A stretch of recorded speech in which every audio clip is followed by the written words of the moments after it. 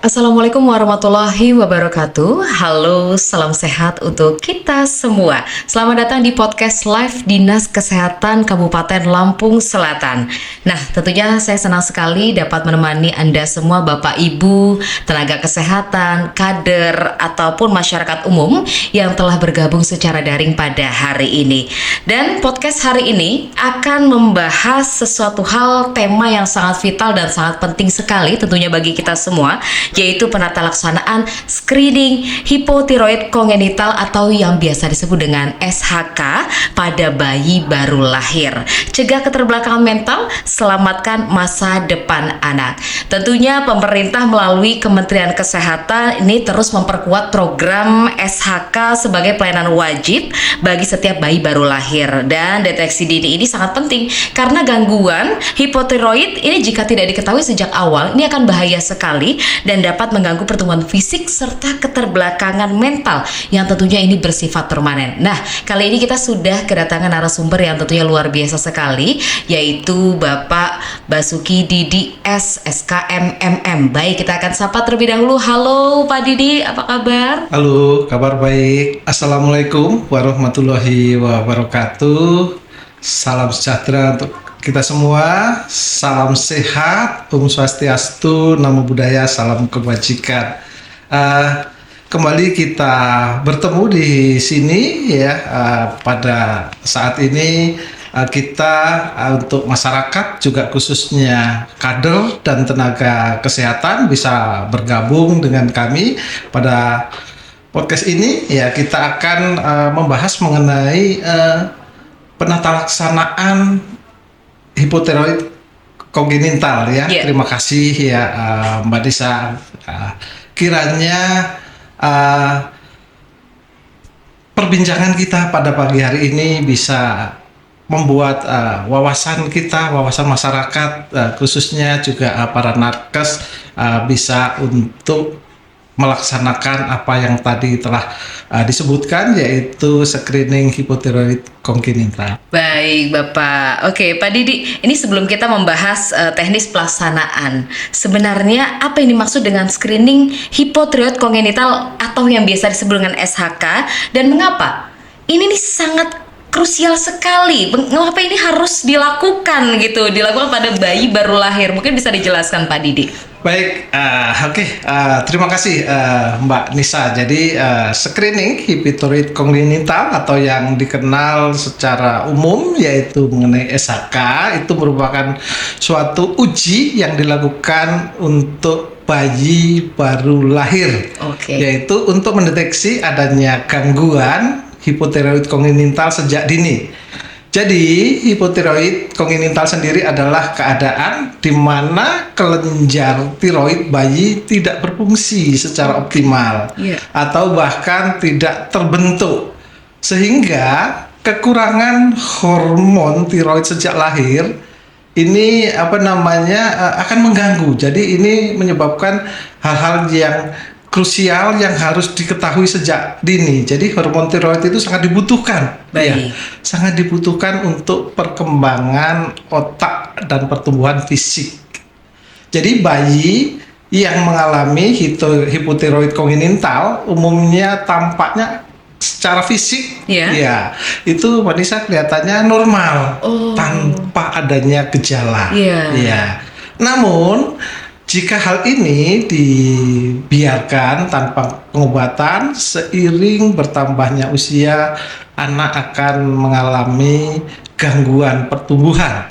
Baik itu secara fisik, yang nanti akan terganggu atau bisa dilihat kerdil, dan juga keterbelakangan mental yang ini bisa bersifat permanen. Nah, tapi hal ini juga ada kabar baiknya. Jadi Kementerian Kesehatan melalui program SHK ini screening hipotiroid kongenital ini kekurangan hormon tiroid ini dapat dideteksi dari awal ya. Nah, setelah terdeteksi nanti kepada bayi tersebut itu bisa berikan terapi ya, bisa Baik. diberikan terapi sebelum bayi berusia 1 bulan. Jadi apabila ketahuan nanti bahwa si bayi itu mengurangi kekurangan hormon tiroidnya Ya. dan dinyatakan positif sehingga ada terapi, dan dengan terapi ini nanti anak dapat tumbuh dan berkembang dengan normal seperti anak-anak lainnya.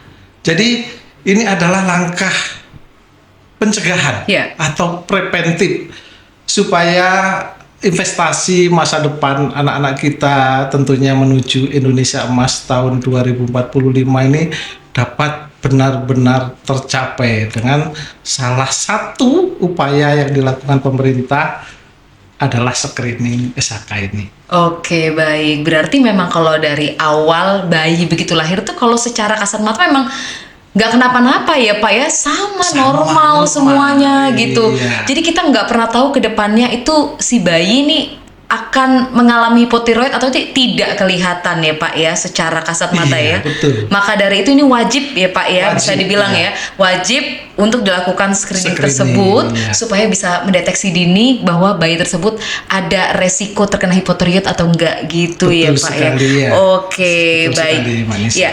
Pak Didi, ini kita juga ingin menanyakan sebenarnya kapan waktu emas atau golden period dari si bayi tentunya yang paling tepat untuk melakukan pengambilan sampel darah kan ya Pak yang diambil ya Pak ya ini ya.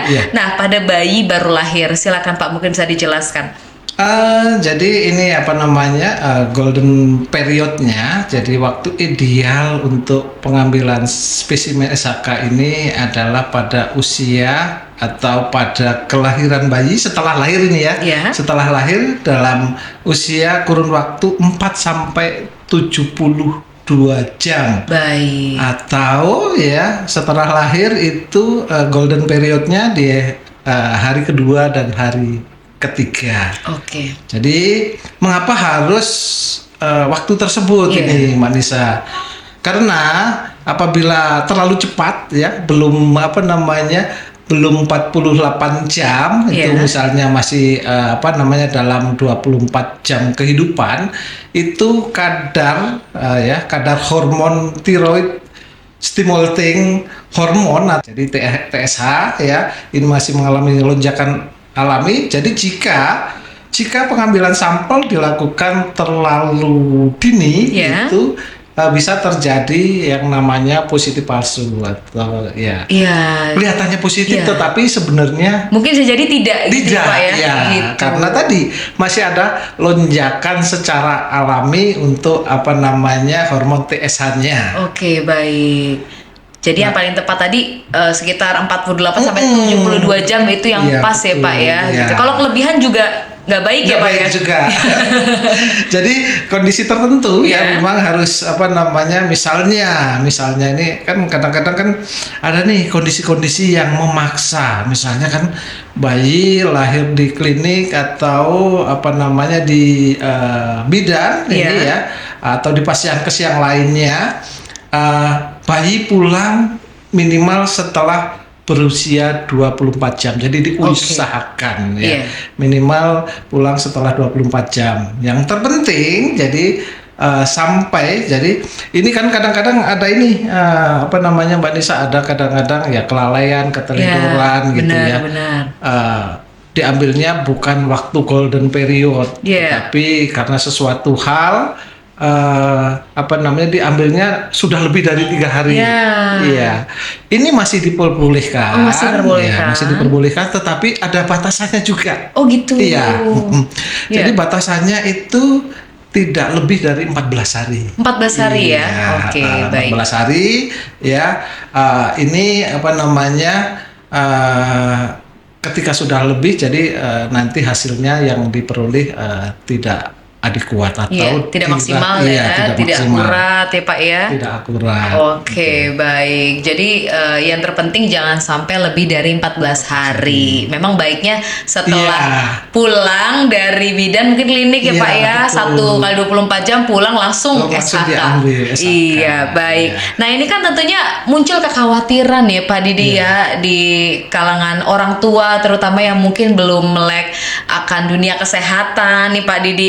Ini kan khawatir, aduh ini anak bayi saya sakit kalau misalkan ini diambil sampel darahnya karena kan masih bayi, kasihan gitu Pak Didi. Mungkin bisa dijelaskan Pak bagaimana prosedur teknis pengambilan sampel darah SHK tersebut, apakah menyakitkan atau membahayakan bagi si bayi? Oke, baik.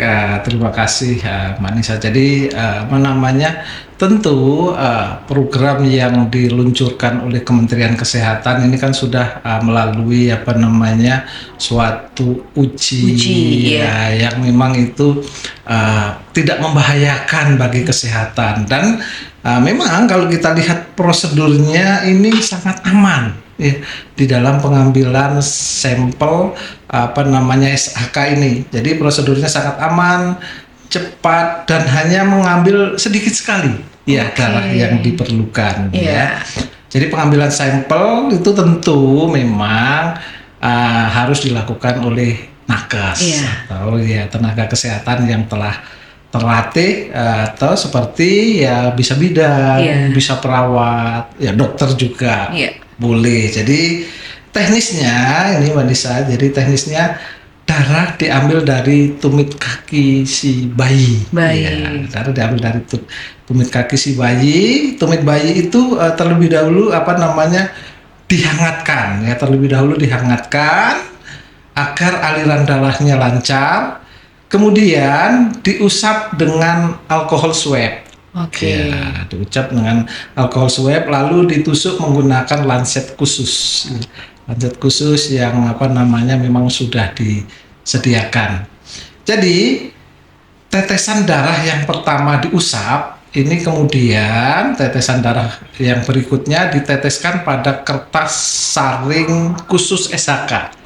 Jadi ini sudah disediakan oleh Dinas Kesehatan. Hingga darah tersebut meresap sempurna membasahi 2 lingkaran kertas saring tersebut. Jadi sudah ada tandanya di situ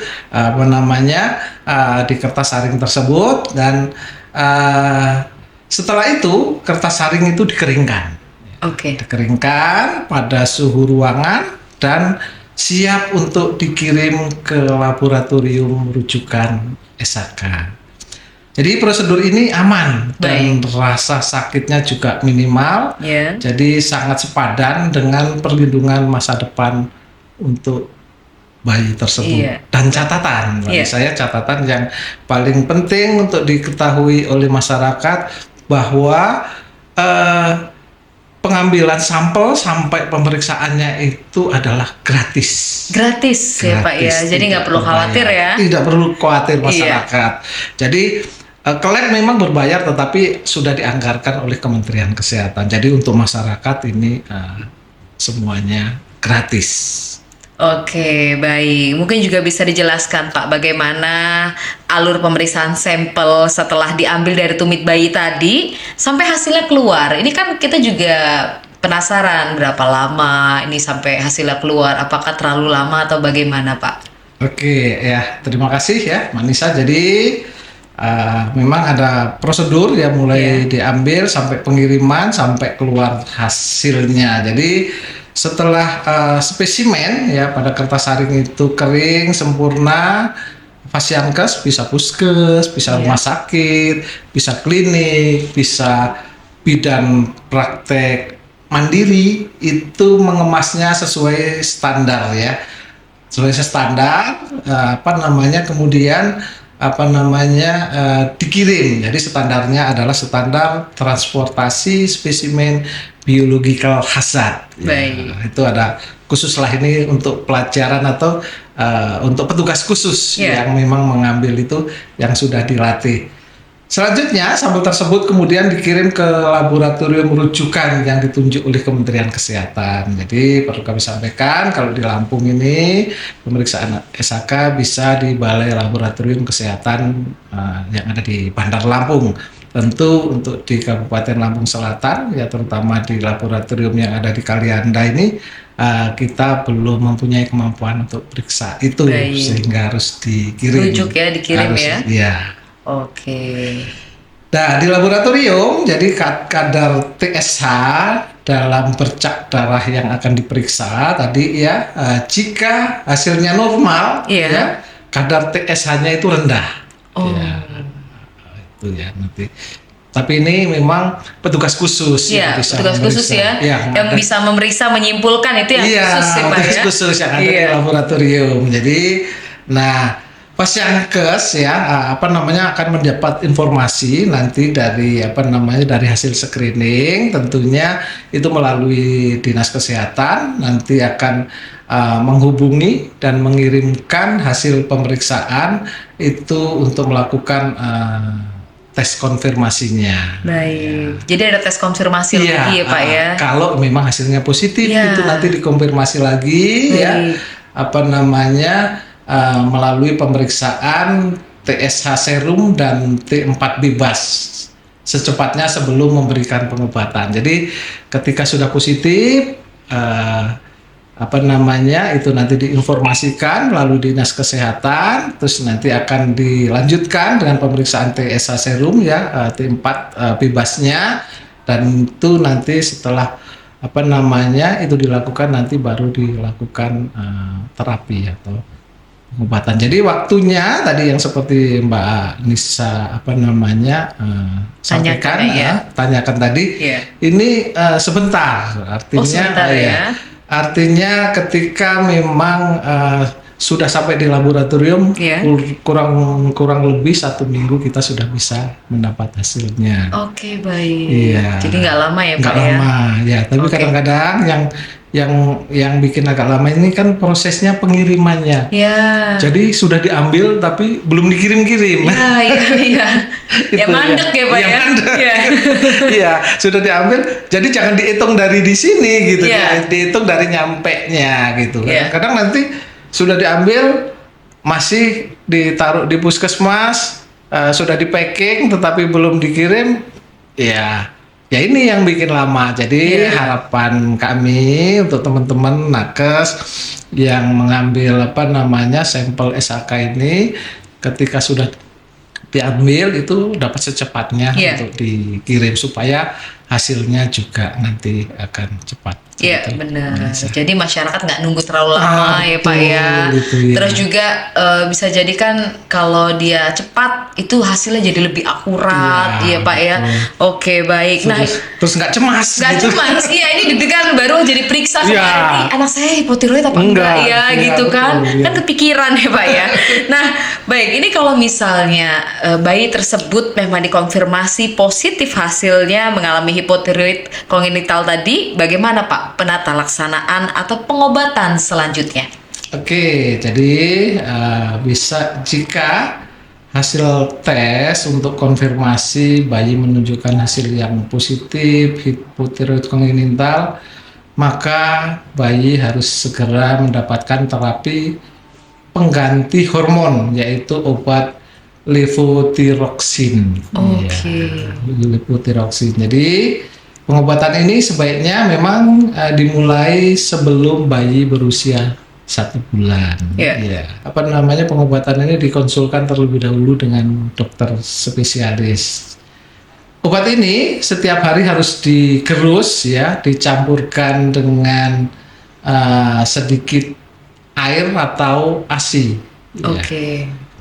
Dengan terapi rutin, dan pemantauan yang berkala, kerusakan otak dan kecacatan dapat dicegah 100%. Jadi 100% ini bukan saya yang ngomong gitu Iya. ya. Saya hanya meneruskan Yes, ya. yes, siap, Meneruskan. Jadi meneruskan apa yang sudah disimpulkan, tentunya ditemukan oleh para ahli Iya. yang meneliti. Sudah diteliti, sudah diuji, ya, Sudah Pak ya. diuji Iya. tentu. Baru diberikan ke masyarakat. Jadi masyarakat tidak usah khawatir Iya. bahwa obat ini memang sudah layak untuk dipakai. Jadi sehingga nantinya anak bisa tumbuh sehat, cerdas, ya, dapat beraktivitas secara normal, layaknya anak sehat lainnya. Iya, baik. Ini tentunya memang harus dideteksi dini, sedini-dini mungkin, karena kita nggak pernah tahu, mungkin anak yang dulunya nggak pernah SHK, terus anak tersebut kok kayaknya sama teman-teman yang lain beda.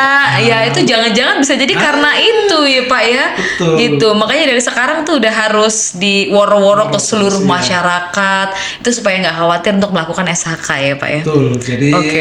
memang ya kita lah teman-teman nakes khususnya penyambung lidah untuk disampaikan masyarakat. Dan utamanya adalah nakes yang menolong persalinan. Bener, yang ketemu langsung ya. Iya. Mungkin bisa dari bukan saat melahirkan saja, mungkin ketika pas lagi konsul kehamilan kehamilan, ya. periksa kehamilan. Iya, mungkin bidan juga bisa memberikan edukasi bahwa nanti ini setelah bayi lahir akan dilakukan ini loh, gitu ya, bener ya Pak ya.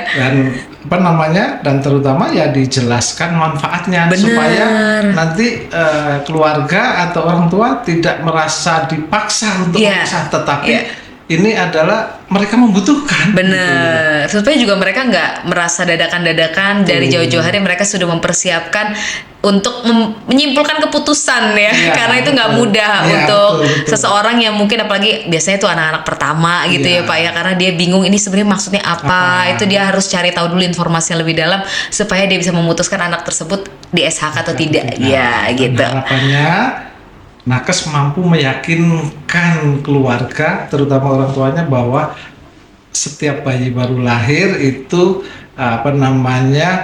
bisa mendapatkan SHK. Oke, baik. Nah, tadi kan sempat dibilang juga Pak, katanya gratis. Iya, betul. Cuman kan ada beberapa mungkin yang tidak punya BPJS Kesehatan, Pak, gitu. Apakah gratis ini yang dimaksud yang punya BPJS Kesehatan atau yang nggak punya BPJS itu juga gratis gitu? Silakan Pak. Baik, betul sekali ya. Ini adalah kan program pemerintah. Jadi karena program pemerintah bahwa pemerintah sangat berkomitmen dalam pencegahan hipotiroid kongenital ini. Jadi pelayanan SHK sudah dijamin dan menjadi bagian dari paket pelayanan persalinan dan masa neonatal yang ditanggung oleh pemerintah ya, atau BPJS Kesehatan di fasilitas kesehatan yang bekerja sama. Jadi yang sudah punya BPJS tentu ini adalah sudah satu paketnya. Dan karena ini program yang pasien umum juga, ini ketika memeriksakan juga tetap tidak dipungut biaya. Ya, karena ini program pemerintah. Jadi orang tua tidak perlu khawatir ya Mbak Nisa ya, mengenai biaya untuk pemeriksaan SHK ini khususnya. Jadi yang terpenting adalah kesadaran ya. Kesadaran orang tua untuk memberikan izin, juga persetujuan kepada petugas kesehatan saat bayinya hendak dilakukan pengambilan SHK. Karena apa? Tentu sebagai nakes tidak akan berani mengambil atau tidak akan melakukan tanpa ada izin dari orang tua. Oke, baik. Tentunya ada saja tantangan-tantangan yang dirasakan oleh tenaga kesehatan khususnya ya Pak ya, dalam menghadapi para masyarakat di lapangan. Nah, ini dalam pelaksanaan di Kabupaten Lampung Selatan sendiri, apa saja Pak tantangan-tantangan yang dihadapi dalam pelaksanaan SHK tersebut? Jadi ya tantangannya cukup beragam ya, tentunya dari sisi masyarakat, ada juga sebagian dari orang tua yang ragu atau takut tumit bayinya ditusuk ya. Ada juga bayi yang sudah dipulangkan ke rumah sebelum usia atau setelah lahir kurang dari 48 jam dan orang tua enggan untuk membawa kembali bayinya untuk screening ke Pasienkes. Jadi ini adalah tantangannya itu dari sisi masyarakat, dari sisi teknis tentu tantangan meliputi pengiriman sampelnya. Ya, terutama dari daerah yang terpencil atau agar tidak rusak atau kualitas bercaknya darahnya pada kertas saring itu yang kadang-kadang belum memadai, misalnya darahnya terlalu sedikit atau terlalu menumpuk ini. Jadi ini tantangan untuk nakesnya ya. Jadi saat pemantauan ya, kontak bayi jika hasil tesnya membutuhkan konfirmasi ulang. Jadi ini ada dua tantangan dari masyarakat juga dari nakesnya. Tadi nakesnya mungkin keburu-buru sehingga darahnya terlalu sedikit atau terlalu menumpuk juga nanti ketika hasilnya positif. Jadi nakes mungkin punya tantangan untuk menyampaikan sekaligus mengedukasi orang tuanya supaya ini nanti tentunya kalau hasilnya sudah positif kan nanti harus ada tindak lanjut, harus dikonsulkan ke spesialis yang nanti harus menangani pengobatan. Jadi itu sisi tantangan dari masyarakat maupun dari petugas. Oke, baik. Apa nih Pak strategi-strategi yang dilakukan Dinas Kesehatan Kabupaten Lampung Selatan sendiri untuk mengatasi tantangan yang barusan Pak Didi sebutkan? Apalagi kita kan berusaha untuk memaksimalkan capaian SHK tersebut. Baik, iya. Jadi dengan tantangan yang ada tentunya Dinas Kesehatan akan melakukan dan sudah melakukan beberapa hal ya. Yang pertama adalah peningkatan kapasitas nakesnya. Jadi terus melatih ya bidan atau perawat dalam teknik khususnya pengambilan spesimen agar spesimen yang diambil ini memenuhi syarat dan juga berkualitas. Itu yang pertama ya, ini baik pelatihan secara formal maupun edukasi yang sifatnya UJT, on the job training yang sifatnya sebentar. Yang kedua yaitu tantangan ini adalah penguatan logistik dan transportasi. Jadi memastikan ketersediaan kertas saring, lancet, dan juga kelancaran kurir pengiriman sampel ke laboratorium. Jadi Mbak Nisa, ini perlu kami sampaikan bahwa memang untuk pengadaan bahan medis habis pakai untuk SHK ini sepenuhnya kita masih di cover oleh Kementerian Kesehatan. Begitu juga untuk pengirimannya, karena pengiriman ini diutamakan melalui jasa pengiriman, bukan dikirimkan orang langsung, tetapi setelah di packing. Nah itu juga biayanya itu masih dibiayai oleh Kementerian Kesehatan. Yang ketiga, yang tantangan yang harus dilakukan yaitu kita menganjurkan kepada nakes agar melakukan kunjungan rumah atau sweeping ya. Jadi bidan desa melakukan kunjungan rumah di KN1 dan KN2 itu sekalian untuk bayi yang belum di SHK itu diambil ya, artinya yang tadi yang kejadiannya dia misalnya kadang-kadang kan sebelum 24 jam sudah pulang duluan. Nah harapannya ketika KN1 atau KN2 ini bidan atau yang melakukan petugas yang melakukan KN1 atau KN2 itu sekaligus mengambil sampelnya, karena kalau kita anjurkan untuk kembali lagi ke ke vaskes yang menolong tadi ini agak sulit. Makanya sebagai petugas ini melakukan jemput bola. Dan yang keempat yang kita lakukan yaitu itu tadi yang sudah kita bahas di awal, yaitu adanya edukasi sejak masa kehamilan ya, masa periksa hamil kita sudah mulai itu ya, nakes-nakes yang memeriksa ya, khususnya bidan yang memeriksa tadi memberikan edukasi mengenai SHK, sehingga nanti ketika waktunya pengambilan orang tua dari si bayi itu sudah nyambung, jadi sudah sudah langsung bisa diambil SHK. Mungkin juga kalau dia sudah paham, malah nanti orang tuanya akan bertanya kapan anak saya akan diambil sampel SHK-nya. Benar. Iya, jadi itu yang terus kita lakukan dan harapan kita juga karena ini supportnya dari pemerintah, ini juga disambut baik oleh semua, baik tenaga kesehatan maupun masyarakat gitu. Oke, baik. Tentunya juga selain bidan desa ada kader ya Pak yang sebenarnya sangat dekat dengan masyarakat. Mungkin bisa dijelaskan Pak bagaimana peran kader Posyandu khususnya ini dan masyarakat dalam mendukung suksesnya SHK tersebut gitu, supaya benar capaiannya itu benar-benar bagus gitu. Silakan Pak. Oke ya, jadi peran kader itu terutama ketika di Posyandu itu juga bisa menyampaikan ketika penyuluhan ke Bumil ya, itu bisa memberikan edukasi mengenai SHK ini. Jadi nanti jika ada tenaga atau warga yang melahirkan, kader bisa juga mengingatkan keluarganya, memastikan bayinya sudah di SHK atau belum, dan bagi masyarakat dan orang tua dukungannya adalah dengan bersikap terbuka ya, mengizinkan tenaga kesehatan untuk melakukan penanganan SHK pada bayi serta proaktif untuk menanyakan screeningnya dalam pemeriksaan kesehatan bayinya. Oke, jadi memang benar-benar masyarakat juga harus saling terlibat ya dalam mendukung suksesnya SHK ini. Kader juga melihat, oh itu udah lahiran, si A udah lahiran, coba tanyakan udah SHK atau belum. Biasanya begitu ya Pak ya. Oke, baik. Boleh terakhir ini berikan pesan-pesan dan juga harapan Pak Didi ya kepada seluruh tenaga kesehatan dan juga masyarakat Lampung Selatan khususnya terkait dengan screening hipotiroid kongenital ini.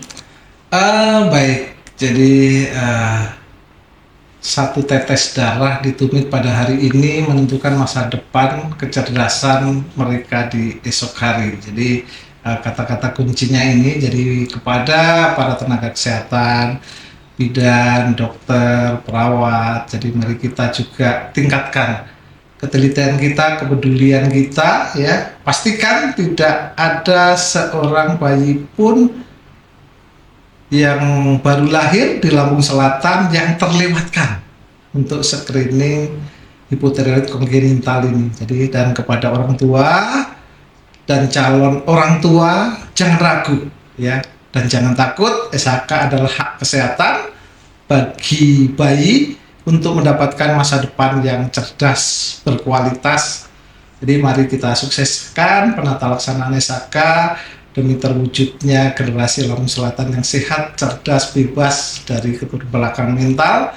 Jadi terima kasih kepada seluruh pihak yang telah berjuang di garis depan bagi pelayanan kesehatan masyarakat. Jangan lewatkan, kesempatan masih terbuka, dan juga BMHP juga untuk pemeriksaan masih tersedia cukup di Lampung Selatan. Oke, baik. Terima kasih Pak Didi ini atas pencerahannya, luar biasa sekali ya telah hadir di podcast kita pada hari ini. Tentunya kami juga mengucapkan terima kasih kepada seluruh pemirsa nih, ada tenaga kesehatan mungkin yang sedang menonton, kemudian kader Posyandu ataupun masyarakat umum yang telah menyaksikan podcast live Dinas Kesehatan Kabupaten Lampung Selatan. Tentunya harapan kita ya Pak ya, semoga pembahasan hari ini tuh bisa membuka wawasan bagi kita semua.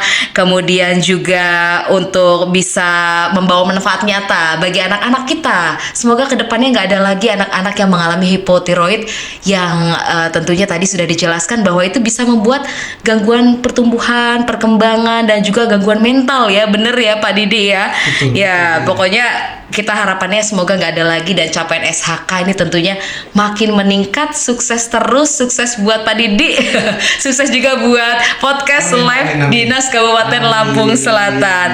Oke, baik, terima kasih sekali lagi kami ucapkan. Saya Nisa Hanifah selaku pembawa acara mengucapkan terima kasih dan mohon maaf apabila ada kesalahan kata ataupun kurangnya dalam podcast pada hari ini. Saya akhiri, wabillahi taufiq wal hidayah. Wassalamualaikum warahmatullahi wabarakatuh. Waalaikumsalam warahmatullahi wabarakatuh.